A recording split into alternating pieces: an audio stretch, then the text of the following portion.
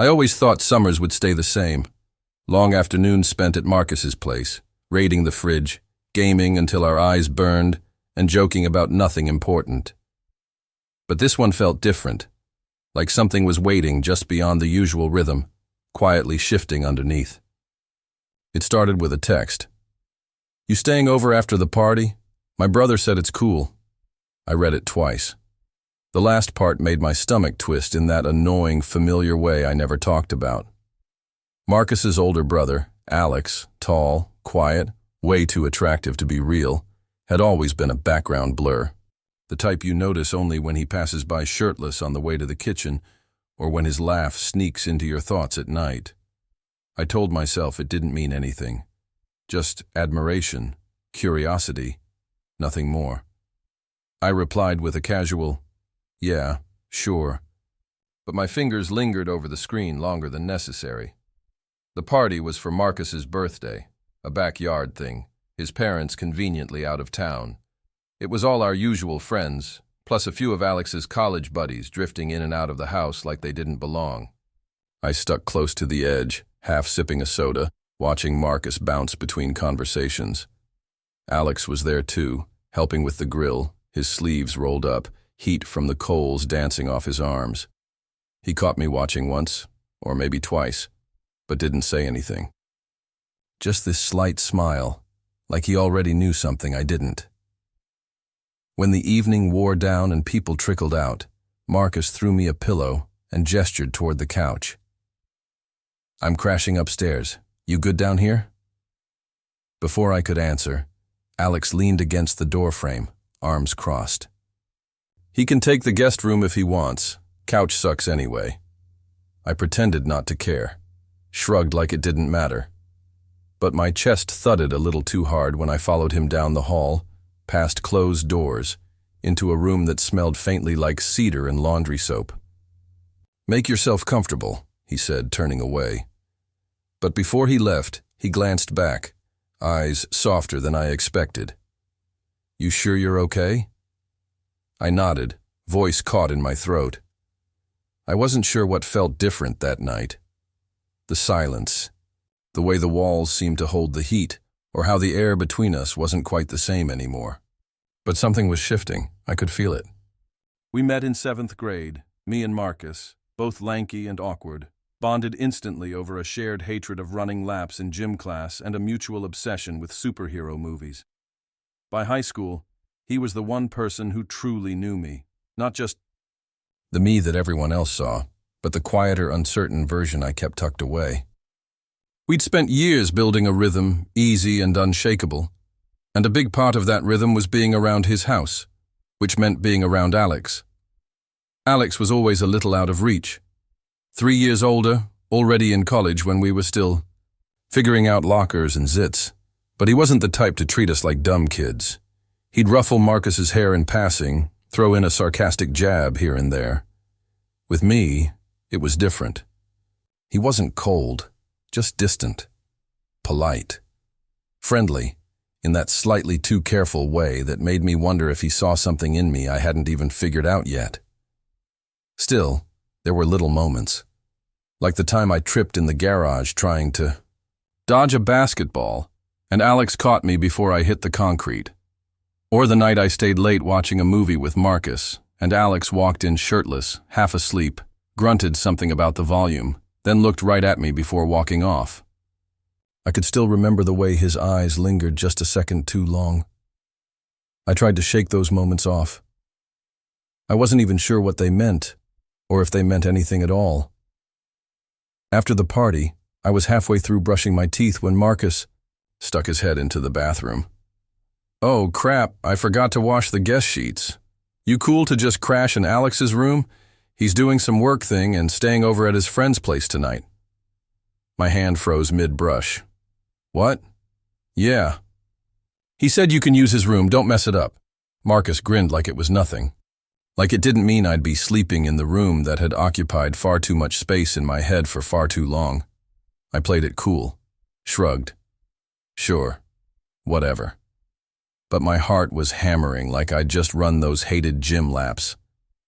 The room felt too big when I stepped inside, too intimate. The faint smell of cedar was stronger here, mixed with whatever cologne Alex used, something subtle and warm. His desk was neat, a couple of books stacked beside his closed laptop. I ran my fingers lightly over the surface, then pulled my hand back like I'd touched fire. I turned out the light, crawled into the bed, stiff at first, like I didn't quite belong there. But slowly, I sank into the mattress, surrounded by his scent, trying not to think too hard about how many times I'd wondered what it'd be like to be this close to his world. Sleep didn't come easily. I must have dozed off eventually because I woke up to the soft click of the door opening. My heart jolted. For a second, I thought I was dreaming. But there he was, Alex, back earlier than expected, hair slightly messy, phone in hand, his eyes widening in surprise. "Oh," he said, blinking. "Didn't think you'd be in here yet." I sat up too, fast, blinking hard. "Marcus said he told me you weren't coming back tonight." He scratched the back of his neck, looking slightly embarrassed. "I was going to crash at Logan's, but I got a headache, needed my own bed." We both stood there for a second in the half-darkness, the air too quiet. "I can go sleep on the couch," I said quickly, already starting to pull back the blanket. Alex held up a hand. "No, it's fine, seriously, just scoot over." He gestured at the bed like it was no big deal. "It's a queen. We're not 12. It should have been nothing. Just a sleepover, like 100 others." But when I shifted to the far edge of the bed and he climbed in beside me, every inch of space between us felt electric. Neither of us said much, just a mumbled good night. But I could feel him next to me, his warmth, the steady rhythm of his breathing, and I couldn't help but wonder if he felt it too. That tension, that closeness, like something was beginning to unravel between us, slowly and silently. The room was darker than I remembered, lit only by the faint blue glow of the digital clock on Alex's nightstand. I lay on my side, facing the wall, hyper-aware of the space behind me where he was. He hadn't moved much since we said goodnight, but I could feel him there, his breath steady, the warmth of his body just far enough to not touch, just close enough to notice. Every time I shifted, the mattress dipped slightly, reminding me we were sharing something meant for one. I couldn't sleep. Not really. My mind kept spiraling, replaying every second of the last few hours. The way his eyes had flicked over me when he walked in. The quiet, almost shy way he'd said, "Just scoot over." It wasn't flirty. Not obviously, but it wasn't nothing either. I could hear the sound of him adjusting the blanket, a rustle and soft exhale. Then his voice, low and rough from sleep. "You awake?" I hesitated. "Yeah." A pause. "I didn't mean to weird you out," he said quietly. "You being here, it's fine. Just wasn't expecting it." "No, you didn't." I turned. Slightly, just enough to glance back at him. His face was lit in fragments, half shadow, half blue light. "I mean, it's your room. I'm the one crashing it." He smiled faintly, eyes half-lidded. "You're not crashing. You're just here." Something about the way he said that made my chest tighten. I wanted to ask what he meant, if there was more behind those words, but I didn't. I couldn't. Instead, I rolled back onto my back, staring at the ceiling, trying to focus on my breathing instead of how much I wanted to turn toward him. Then his arm brushed mine, bare skin against. Bare skin. It could have been accidental, probably was, but neither of us pulled away. The contact was brief, maybe 2 seconds too long to still be innocent, before he shifted and laid still again. My skin tingled where he touched me. I swallowed hard, heart in my throat. "Hey," he said after another long stretch of silence. "You remember that time I caught you almost knocking over the lawnmower in the garage?" I laughed, surprised. "Yeah." You scared the hell out of me. You looked like a deer in headlights, he said, grinning a little. I wasn't even trying to sneak up. You were just in your own world. I tend to do that. I noticed. His voice dropped slightly at the end, softer. Not teasing, not mocking, just noticing. We fell quiet again. But the air between us was different now. Charged. Eventually, I must have fallen asleep because when I woke up, it was morning, and we were a lot closer than we'd started. My head was turned toward him. One of his arms was bent, tucked behind his head. Our legs weren't touching, but they were close. His shirt had ridden up slightly, revealing a sliver of his stomach. I stared for too long before looking away. Then he stirred, blinking slowly. His eyes found mine almost instantly. Hey, I said, voice croaky. You slept okay? Yeah, did you? He nodded, but his gaze didn't move. You're a quiet sleeper. I couldn't think of anything to say to that, so I sat up slowly, the blanket falling off my shoulders. I should probably find Marcus. He's probably still passed out, Alex said, sitting up too. He stretched, arms over his head, the hem of his shirt lifting again. He doesn't wake up before noon if he can help it. I turned away under the pretense of grabbing my phone from the nightstand. Right. Still, I should let him know I didn't die or something. Alex chuckled. He wouldn't notice. I stood up, but not before he said quietly, You don't have to rush out. I turned back to look at him. You can hang out here a while. I mean, if you want. He glanced down, suddenly unsure. It's not like I have plans this morning. My heart stuttered. There it was again. That openness, that flicker of something just under the surface. I wanted to say yes, wanted to climb back into bed and let the space between us shrink even more. But my brain was screaming all the reasons not to. Marcus, the risk, the possibility that I was just imagining this, reading into every little thing because I wanted to. Still, I nodded. Okay. And I sat back down. Not under the blanket. This time, just beside him, close enough that our knees nearly touched. He didn't pull away. We sat like that for a long moment, the silence stretching but not uncomfortable. Then he said, almost to himself, You've changed. What do you mean? You're older, different. I guess I didn't really notice until now. My stomach flipped. In a good way? He looked at me. Really looked. Yeah, in a good way. The silence that followed was louder than anything we'd said. I could feel it, pressing in on me, heavy with words neither of us dared to speak. And still, neither of us moved away. We ended up spending the whole morning in his room. He pulled out his laptop, said he had some work stuff to skim through, but I caught him glancing at me more than at the screen. I busied myself with scrolling through my phone, not really reading anything. We didn't talk much at first, but there was this low hum between us, like something was waiting to break the silence, something too big for casual words. At one point he leaned back, arms behind his head, and said, You ever think about how weird time is? Like, one day you're some annoying kid raiding the fridge and the next you're this. I blinked. This? He gave me a look. You know what I mean. I didn't. Not really. But the way he said it, soft, almost cautious, sent heat crawling up the back of my neck. I guess, I mumbled, trying not to sound as breathless as I felt. People change. Yeah.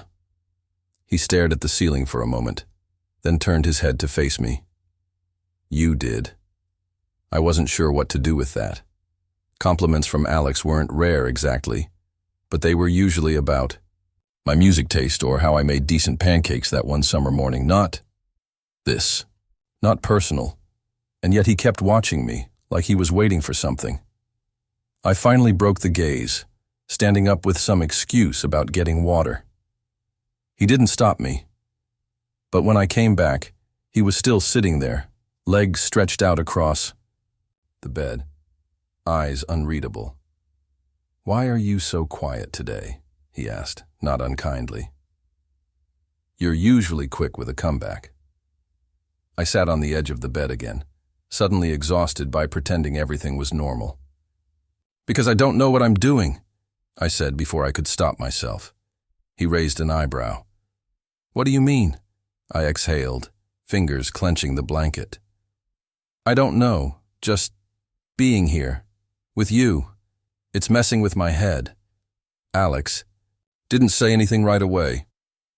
His posture shifted slightly, less casual now, more alert. I kept going. "You keep saying these things, looking at me like that. And I broke off, shook my head.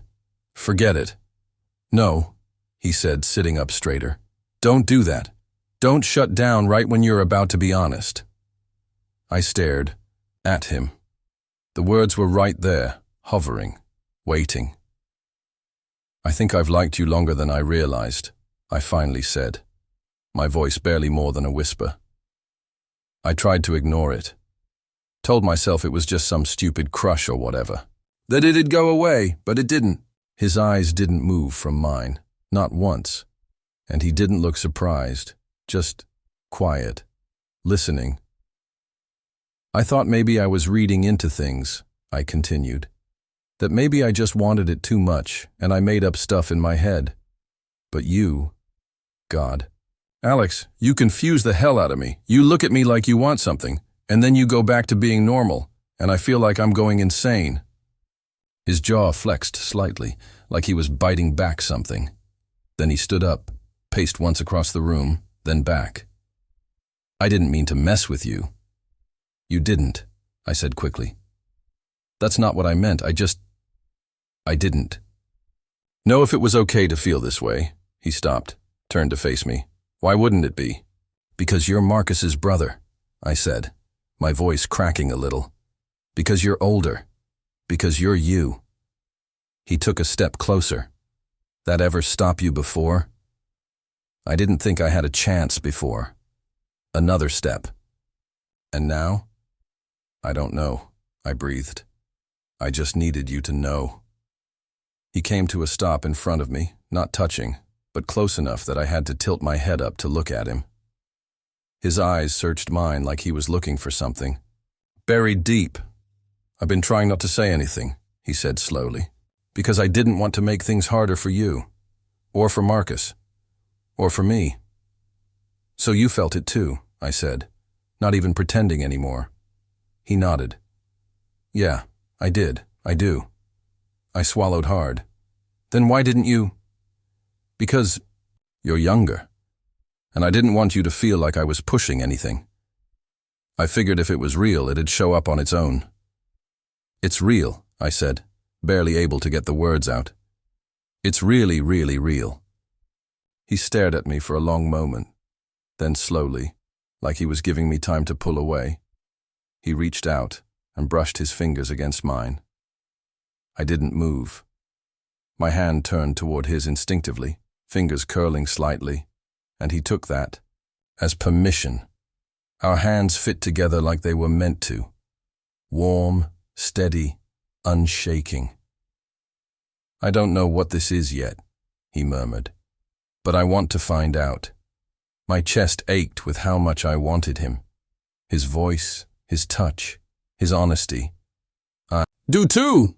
He leaned in then, slower than anyone ever had, and I realized how much space there was between wanting and having, and how terrifying it was to finally close that distance. But I didn't stop him, and when his lips met mine, it was everything I hadn't let myself hope for, soft, deliberate, and full of quiet restraint. No fireworks, no dramatic music, just the press of his mouth to mine, like a secret shared in the dark. When we pulled apart, he rested his forehead against mine. "I've wanted to do that for a long time," he whispered. "Then do it again." I whispered back, and he did. After the second kiss, we stayed close, like gravity had quietly redrawn its rules, and now neither of us could drift too far. His thumb traced small circles on the back of my hand, a silent rhythm that kept my pulse anchored. We didn't speak for a while. We didn't need to. It felt like everything that had been bottled up, weeks, maybe months of confusion, glances, missed chances, had been cracked open in the quietest, most perfect way. Eventually, I leaned back, just enough to look at him. So, what now? Alex smiled, eyes still a little dazed. You mean besides me wondering how the hell I got lucky enough for this to actually happen? You didn't do much, I teased, nudging his knee with mine. I confessed. You just stood there looking pretty. He raised a brow. You think I look pretty? I groaned, falling back onto the bed dramatically. Forget I said that. Too late. He flopped down beside me, our shoulders brushing. You think I'm pretty. It's official now. Ugh. But we were laughing, light and breathless, the tension that had sat like a stone between us for days now melting into something softer, something that shimmered at the edges. I'm serious, though, I said after a moment, staring at the ceiling. What does this mean? For us? He was quiet for a beat, then turned onto his side, propping himself on one elbow to look at me. It means I'm not going to pretend anymore. I'm not going to hide it. I like you. And yeah, things might be messy with Marcus or awkward or whatever, but I don't care. I want this. I met his eyes, heart hammering. Me too, I don't want to screw it up. You won't. His voice was steady. You couldn't, even if you tried. That made something inside me loosen. I turned to face him, our knees touching again. This time on purpose. I keep thinking back to all the little things, I said. The times you stayed behind after everyone else left. The way you always saved the last piece of pizza for me. I didn't think they meant anything back then. They did, he said softly. I just didn't know how to say it out loud. We fell into silence again, but this one felt warm, full. His hand found mine again, fingers lacing like it had. Always been supposed to happen that way. I don't want this to be just a moment, I said. It won't be, he replied. Not if we don't let it. I nodded. So we'll take it slow, figure it out. Together. He kissed my forehead then, gentle, grounding. And it hit me how rare it is to feel both excited and safe at the same time. Later, when we finally left the room and joined the rest of the house like nothing had shifted, his hand brushed mine again in the hallway. Just a touch. No one else saw. But I felt it. That quiet promise tucked between skin and skin. Something had changed. And this time, we weren't going to pretend it hadn't. The next morning felt different in a way I couldn't quite explain. It wasn't dramatic or loud, more like a quiet hum under my skin, a gentle awareness that something inside me had shifted. I woke up earlier than usual, the soft light filtering through the curtains, casting everything in a kind of golden haze.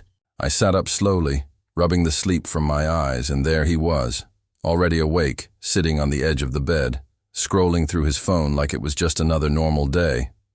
But it wasn't. Not anymore. When he noticed me stirring, he glanced over and smiled in that easy, lopsided way he always did. You snore, he said, casual as ever. I blinked. I do not. You do, he insisted, poking my ankle with his toe. Like a tiny, grumpy bear. I groaned, falling back into the pillows. You're making this whole new relationship thing really magical. He chuckled and put the phone down, turning to face me fully. We're calling it that? A relationship? I paused, heartbeat flickering at the edge of my ribs. Do you want to? He didn't hesitate. Yeah, I do. I nodded, a smile creeping across my face before I could stop it. Then yeah, we're calling it that. It felt good to say. Right even. Like we'd crossed some invisible line and now, finally, we were standing on the other side. Together. After breakfast, we headed outside for some air. The backyard was quiet, still damp from dew, and the early chill clung to my sleeves. He walked beside me without speaking, our steps in rhythm. We reached the old swing hanging from the oak tree, half rusted, the seat crooked, and without thinking, he sat down and pulled me gently toward him. I straddled the swing, knees bumping against his, and he reached into his hoodie pocket, pulling out something small and familiar. It was the old guitar pick I'd once left in his room by accident, the black one with a tiny chip at the corner. He held it between his fingers, like it meant more than it should. "You left this a while ago," he said, voice low. "I kept it. I don't know why. Guess I just couldn't throw it away." I took it from him slowly, staring down at it like it held a story only the two of us could read. "You're a sap," I whispered. "I know." He leaned in slightly. "But you like that about me." I didn't deny it. Instead, I slipped the pick into my own pocket and leaned forward, our foreheads brushing gently. It was intimate in a way that words couldn't really match. A soft breeze moved through the trees, and for a moment, it was just us. Quiet and unhurried. "I know things won't always be easy," I said, not moving away. "With Marcus, or the distance, or whatever else comes up." "I know," he said. "But I'm not going anywhere." "Promise." He looked at me like I was the only thing that made sense in the world. "Promise." We stayed there for a long time, legs tangled beneath the swing, sunlight slowly spilling across the yard. There was no grand speech, no declarations shouted to the sky, just a shared silence, the kind that only exists between people who really see each other, and for the first time in a long time, I didn't feel like I had to hold back. This wasn't the end of our story. It was the start of something neither of us had fully expected, but both of us quietly, deeply wanted. As we walked, back inside, his fingers brushing against mine, then curling around them, I knew we'd figure it all out, together.